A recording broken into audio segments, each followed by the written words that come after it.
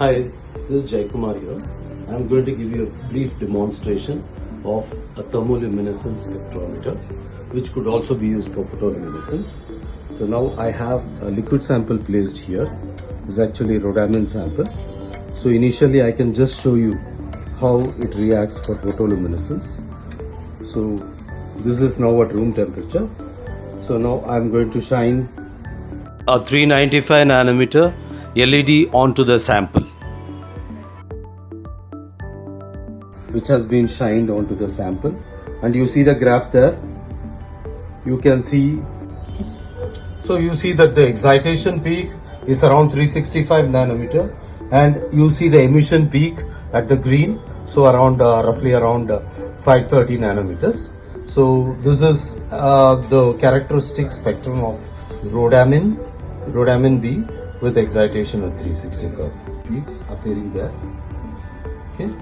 So now coming back to the system, so you see that I'm going to just tell you how this has been arranged.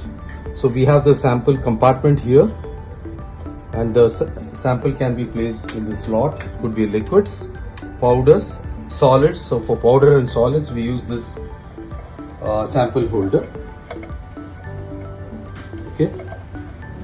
So this is the sample holder that's used for powders and solids, and this is the fluorescence spectrometer, which senses the fluorescence or the photoluminescence or the thermoluminescence, basically the luminescence spectrometer.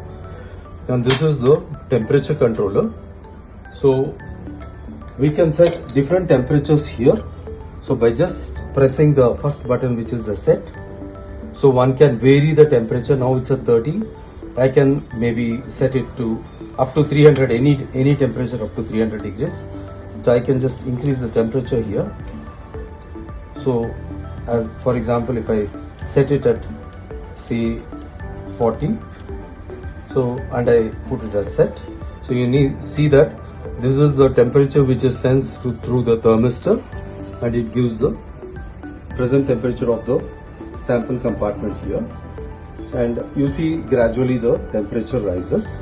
So now it's at 29. You see that the temperature will rise gradually.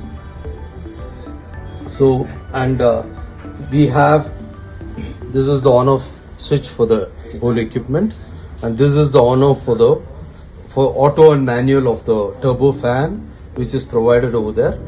So as the temperature increases, so if you want to bring it down rapidly, we can switch on the fan in the manual mode, or alternately you can put it in auto mode. So once you put it in auto mode, it sets depending upon the temperature, the fan comes on and off. Okay. Now I put the heater on.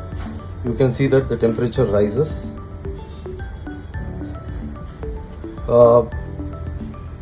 Slowly, depending upon the set temperature. Now it's at 40 degrees. So the heater coil is on now. So you can see that the temperature slowly rises.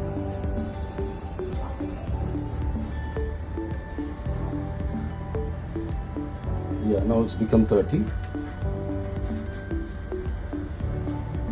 31.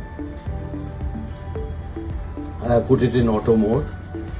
So as it reaches very close to 40, the fan comes on. Or if you want to control it manually, one can control it manually too. Okay.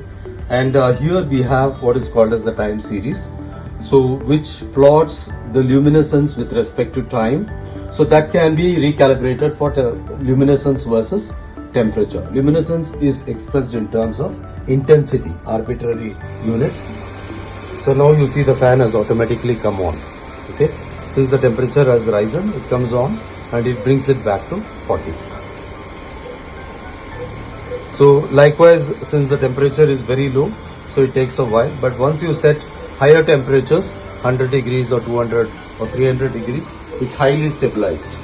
So this would be calibrated for stability, and then it would be sent as part of the system, and one can plot temperature on the x-axis versus the arbitrary units, the intensity or the counts.